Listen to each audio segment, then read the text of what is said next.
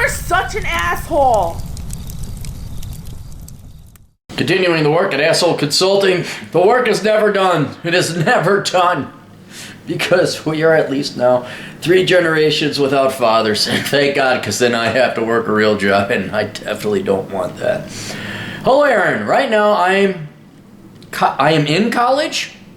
Right now, I am college for mechanical engineering. While these classes can be a bore, I want to be a bit of a hustler, but I have failed to get any part-time job during, including security and work study. Anyway, I'm on a quest to be an inventor. I'm part of 2 college engineering design teams. One is Aero, where they build airplanes. Another one, electric cars, but they're less successful. Will fucking change soon. I can't afford a laboratory chop shop right now, so instead of crafting machines, I'm crafting books and programs. You have written books before, although they were non-fiction. How would you write a fiction book? A world different from our very own, with a coherent plot and convincing characters. I'm just wondering, as I've written everything about this series. I've written everything about this series, you mean? Just haven't wrote it. I'm just wondering, as I have written everything about this series, I just haven't wrote it. I have a timeline, dictionary, glossary, dossier about my fictional world, but not a chapter 1. I have thought about writing this book since I was 16. I am now 21, and I'm frustrated about not finishing the damn thing. All right, stop, just stop. You're in fucking college for a real degree. That's your number 1 job. When you have a full-time job like that, you have it within you to do another full-time job. Now, I chose security, all right? Well, there are benefits to that. Some people choose sports. They become athletes and they go to school on scholarship.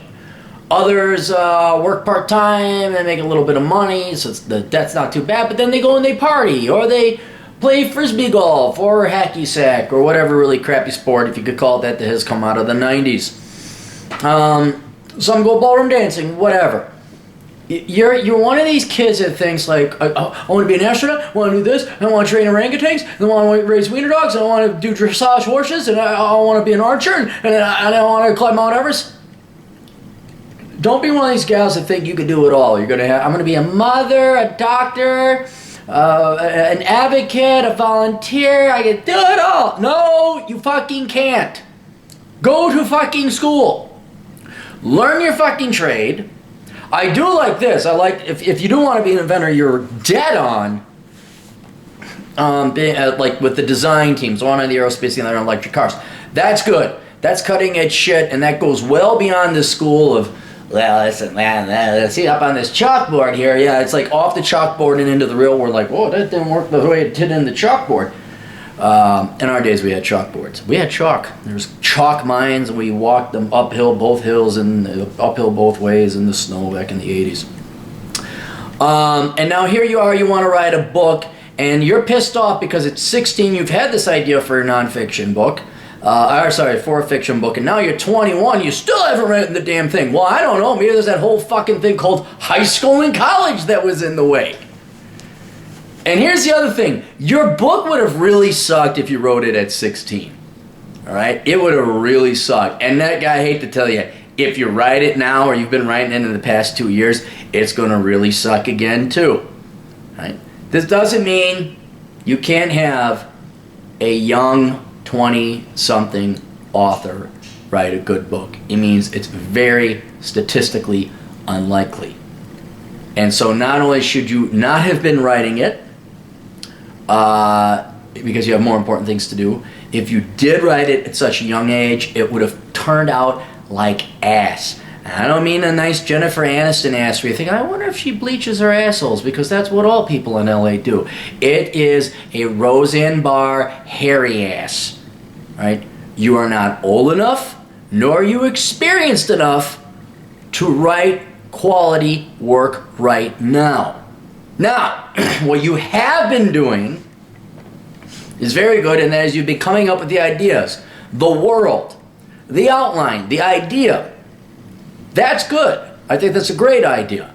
Because it will fill it out, and then once you're a little bit older, and when's the right time to write a book? Well, not 20 fucking one while you're in college. I'll tell you that right now.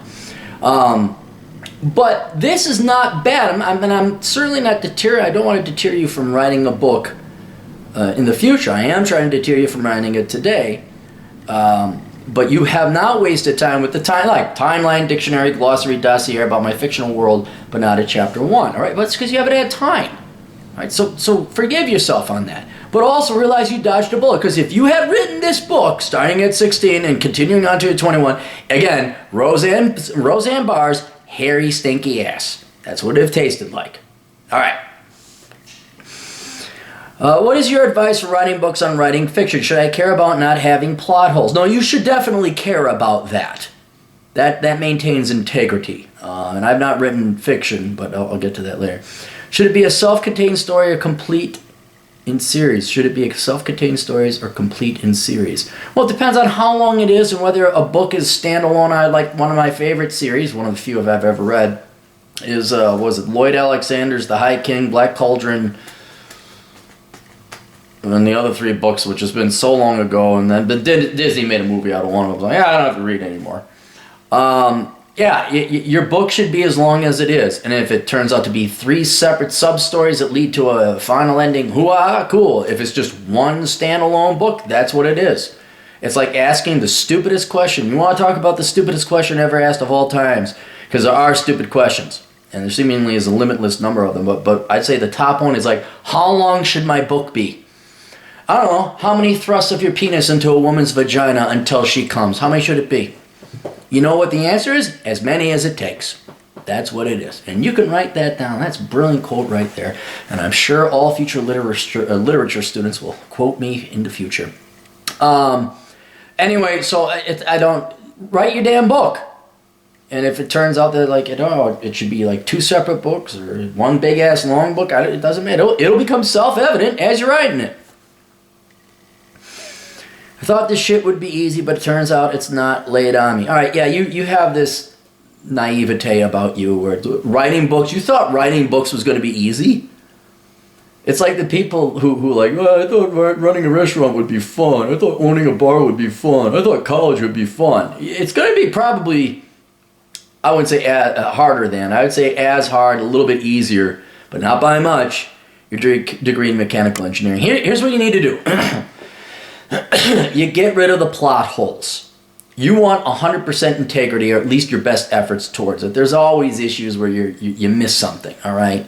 And then assholes are out there. Well, you see, if Luke Skywalker was really, he would have had it lightsaber. Because in episode 2, he can Meanwhile, most people don't really care. Big plot holes, yes, but the more important thing about plot holes is that indicates a lack of integrity. I'm not moral integrity, but a storyline integrity, or that there's a potential error that will form other plot holes and other flaws in the characters. That also will become very painful. And then all of a sudden you've written 100 pages and now you can't go, now you have to rewrite it all over again. So I have one book, probably outlined like yours, probably maybe a little bit more. I don't have a glossary or dossier. And I have outlined the hell out of it. And I haven't written it because I just don't have the time. I got this shit to do. I got other stuff to do. And I haven't outlined it to hell because here's the thing that I don't want to do with a fictional book is I do not want to go back and rewrite anything. I don't want to do that with a nonfiction book. I don't like writing, frankly, to tell you the honest truth. It is a pain in the ass. It's not fun. I'd rather motorcycle ride.